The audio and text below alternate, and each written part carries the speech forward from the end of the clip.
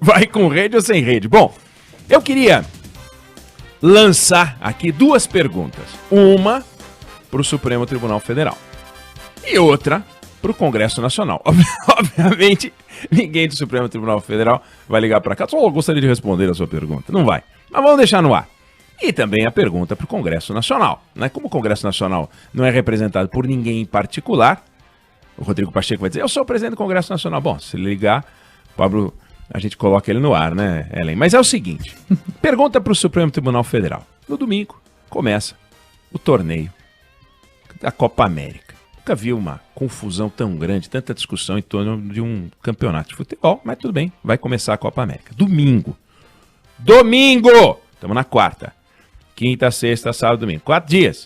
O Brasil entra em campo. Mané Garrincha contra a Venezuela, né? Vai começar. Aí, o Supremo Tribunal Federal, os 11 ministros do Supremo Tribunal Federal, vão se reunir amanhã, para discutir se pode ter Copa América. Quer dizer, pera. Como é que é? O Supremo Tribunal Federal aceitou, porque entraram lá os partidos, obviamente, os partidos de oposição. Oh, não pode ter Copa América e tal, ok. Aí eles entraram no Supremo Tribunal Federal. Quer dizer, a política tem que viver no campo da política. Futebol, no campo do futebol. A gente vai ouvir o Denilson, né? O Denilson fala do Supremo Tribunal Federal, pode falar. É inteligente, pode comentar. Mas o campo dele são as 4 linhas. A gente chama o Denilson para falar de futebol. Aí resolveram os ministros do Supremo agora ser Denilson, caramba. O Supremo Tribunal Federal resolveu que agora eles são o Denilson. Supremo Show. Denilson Show, Supremo Show. Aí eles vão se reunir para dizer, eu acho que... Será que eles vão discutir a escalação do Tite? Acho que não deve jogar com o goleiro. Temos que jogar 4-4-2, 2-2-3, 5-6-6. Que droga! Aí eles vão perder o tempo deles, do Brasil, dinheiro público, salário, transmissão, equipe técnica e tal, para discutir se o Brasil pode ou não ter Copa América. Se o Brasil... Que coisa mais ridícula. Não, vai ter coisa mais ridícula.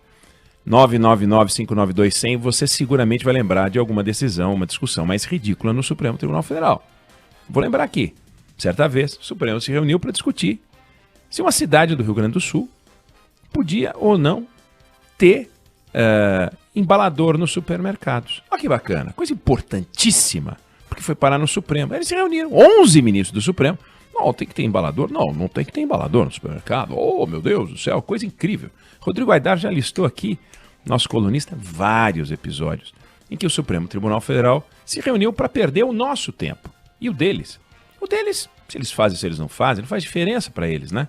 Porque o pinga, todo mês pinga o salário, o carrinho tá com gasolina, lavado, tem motorista, né? Tem os capinhas, são aqueles camaradas que puxam a cadeira, empurram a cadeira dos ministros, porque eles não podem puxar a cadeira e empurrar a cadeira, afinal, são ministros do Supremo.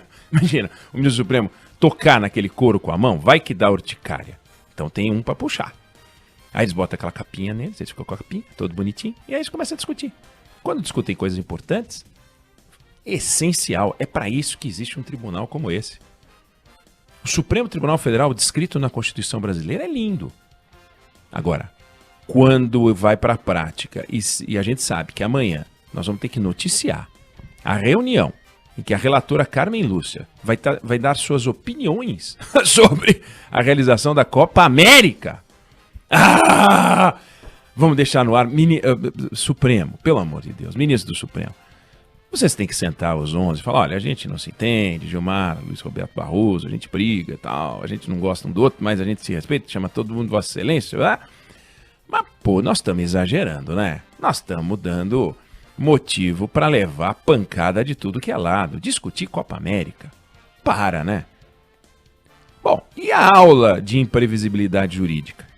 Sim, porque se eles vão discutir, ou já se sabe que não vai mudar nada, que é o mais provável, mas se vão discutir, se está tudo resolvido, não vai mudar nada, tinha que ter reunião, então vai ter a sessão. E se eles podem proibir a Copa América, que está tudo combinado, vai começar, vai ter, está tudo programado, imprevisibilidade jurídica. Culpa de quem? Do Supremo Tribunal Federal. Responsabilidade de quem? Supremo Tribunal Federal. Se de lá emana a lógica de formação, de organização do Poder Judiciário do Brasil, né, isso é o estímulo para que um juiz de primeira instância dê liminar sobre tudo, que aliás é o que acontece no Brasil. Se mete em tudo. O governador resolve que vai fazer uma delegacia de polícia na cidade A. Aí ele muda e vai fazer na B. Entram com uma liminar, o juiz dá uma liminar dizendo, entra com uma ação na justiça, o juiz dá uma liminar dizendo que tem que fazer a delegacia na cidade original. Pô, a política pública, eles se metem. Teve o juiz dizendo que alunos de escolas estaduais, de cidades no interior da Bahia, tinham que cantar o hino nacional todo dia de manhã. Por quê? Porque ele quer. Porque alguém pediu para que fosse assim e ele deu uma liminar. Ué, mas por quê? Porque eu acho. É porque eu acho, sabe? Então o ministro A não pode ser ministro porque o ministro Supremo não quer. Ele não quer, não gosta daquele ali. Daí, obviamente, né? Eles citam artigos constitucionais, pegam códigos, citam jurisprudências, citam episódios de outros países, etc. E fazem aquele carnaval. São pessoas lidas, são preparadas. Agora, a cultura a serviço do desserviço. A informação, a boa formação jurídica, a serviço da desorganização de um país. Neste caso específico da Copa América, exemplo, acabado. Imaginar 11 ministros do Supremo perdendo seu tempo com algo que não tem a menor importância para o país como um todo. Se vai ter, se não vai ter. É irrelevante. Isso é importante para o futebol, que é importante. Bacana. Como o hóquei no gelo para quem joga. Como qualquer coisa. Não tem que se meter, mas eles vão se meter. Então, fica o recado. Para quê? Por que que a gente faz isso? Para virar mais piada? Para produzir mais piada? Segunda pergunta. Congresso Nacional que está discutindo a impressão do voto. Hoje, a partir, desde as 9 horas da manhã, Luiz Roberto Barroso, que é do Supremo, mas é presidente do Tribunal Superior Eleitoral, foi para lá numa comissão geral, presidida pelo Arthur Lira, no plenário da Câmara dos Deputados, e ele fez uma apresentação muito bem fundamentada. Como sempre, toda vez que dão uma palavra para um ministro do Supremo, você sabe que eles pegam o microfone e não param. Parece eu quando pego o microfone do karaokê, quero ficar cantando. Pablo Ribeiro, cantando sucesso do Frank Sinatra, igual. Mas o fato é que ele foi lá e explicou por A mais B porque o nosso sistema é bom e como o nosso sistema é seguro. E aí apresentou duas coisas que vale a pena destacar. Quando citam exemplos internacionais, países que usam voto impresso até hoje, ou o sistema casado de voto eletrônico e voto impresso, lembra o ministro que países como a Alemanha, países como a França ou os Estados Unidos não têm a nossa tradição coronelista. Eles não tinham como desafio vencer as fraudes eleitorais, como era o caso brasileiro. Então, para eles, mexer com isso é inútil. Antigamente, era surpreendente quem viajava para alguns países e via que você tinha umas máquinas de jornal que você punha o dinheiro, abria e pegava o jornal. Você podia abrir e pegar 35 jornais. Aqui no Brasil tem que ter um sistema à prova de pegar 35 jornais. E checar se é moeda mesmo, se o cara não bota um círculozinho de metal amassado, de latinha. Porque é assim que a gente opera. Lá fora não precisa. Então eles não têm que criar uma máquina à prova de roubo de jornal, porque a pessoa pegava um jornal e acabou. Nos Estados Unidos tem voto pelo correio. Luiz Roberto Barroso falou, se tivesse voto pelo correio no Brasil, e ele contou esse episódio, fruto de uma conversa que ele teve, se tivesse voto pelo correio no Brasil, iam atacar o carteiro, roubar a sacola e encher de voto. É o Brasil. Nós temos nossos desafios, os americanos têm os desafios deles. E os alemães, os deles, e os franceses. Nós não temos o terrorismo como problema, não temos que nos preocupar como eles se preocupam. Mas nós temos, sim, uma questão envolvendo a fraude. Dizer que lá fora se faz de um jeito e a gente tem que voltar ao jeito dos outros é patético. Bom, Mas o nosso jeito, e aí vem a segunda coisa que ele falou, não é a volta simplesmente do voto impresso, óbvio. Você vai votar eletronicamente e haverá uma impressão desse seu voto. Você não vai poder levar, mas aquele votinho vai cair numa urna. Bom, na cabeça daqueles que defendem esse sistema novo, entre aspas, novo, você vai ter um sistema de aferição. Pergunta é a seguinte, feita pelo Barroso. Perfeito. Temos um paradoxo. Se a máquina ela é fraudável, temos um problema na máquina, e é a máquina fraudável que produzirá a impressão, por que a máquina fraudável só fraudará a parte eletrônica e não a parte impressa? Por que não acreditar, para quem acha que o voto é fraudável, que haverá a fraude eletrônica e a fraude impressa ao mesmo tempo, de forma que, comparando um com o outro, você vai ter um resultado igual.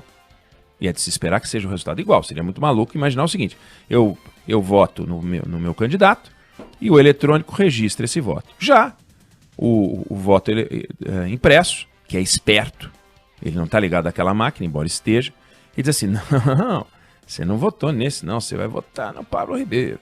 Aí sai um voto para Pablo Ribeiro.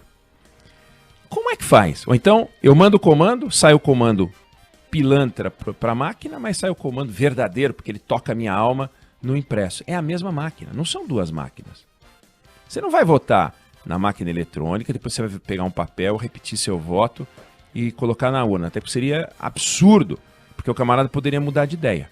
Na Flórida, por exemplo, a máquina de votação eletrônica é espetacular. A nossa é primitiva. Ela é tecnologicamente blindada, mas ela é primitiva. Por exemplo, nessa máquina de voto da Flórida, aparecem todos os nomes numa tela gigante. A tela é gigante. Todos os nomes. Tem 10 candidatos, os 10 candidatos. Aí eu clico num, aparece um tiquezinho verde naquele nome. Se eu clicar em outro, apaga o tiquezinho verde do inicial e vai para esse novo que eu quis. Eu posso dar enviar.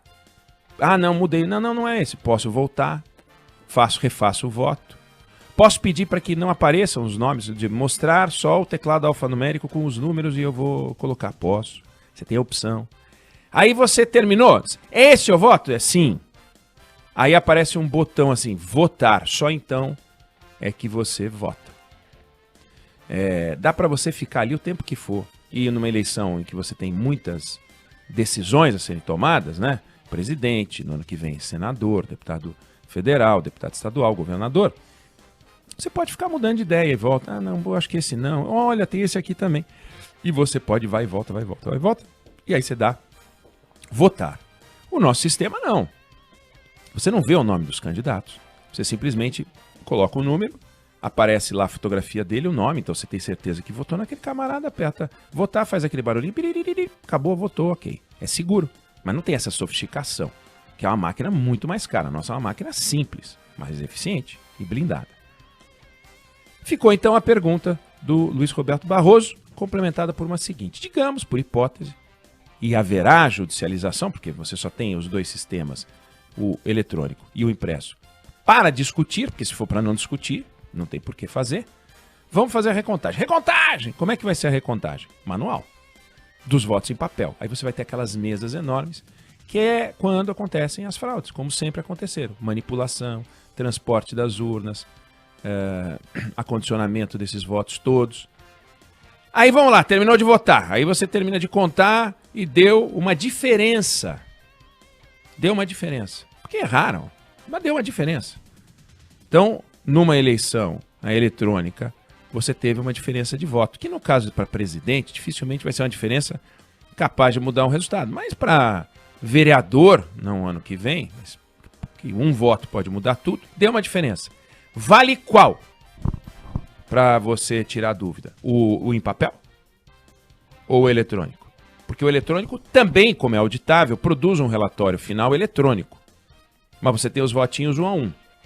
Aí você conta um, conta outro, vale o em papel. Ah, vale o em papel? Então para que a votação eletrônica? Quer dizer, é uma loucura. É uma coisa doente. Então a pergunta para o Congresso Nacional é: para quê? Para quê?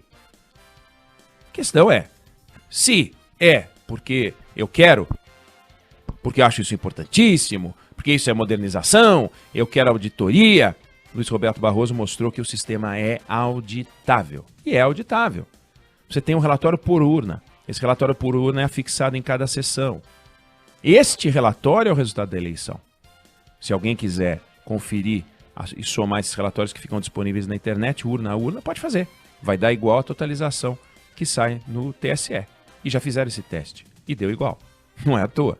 Então, auditável é. O besterol, a cloroquinagem eleitoral, defende que não é. Bobagem, bobagem, retumbante. Mas a discussão política está colocada. Não haverá tempo de trocar todas as urnas, porque tem que haver uma substituição, é um novo sistema.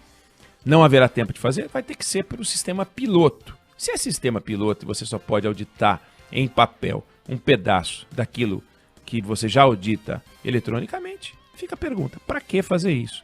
Uma bobagem, uma perda de tempo. Então nós estamos diante de duas perdas de tempo. A perda de tempo do Supremo Tribunal Federal, a perda de tempo do Congresso Nacional. E, ouvinte querido, ouvinte querida, você vive num país onde não se pode perder tempo. E as instituições mais caras, duas das três instituições, não vou nem falar da terceira, que faz a gente perder tempo um monte, perdendo tempo. Perdendo o seu tempo, tempo que a gente não tem.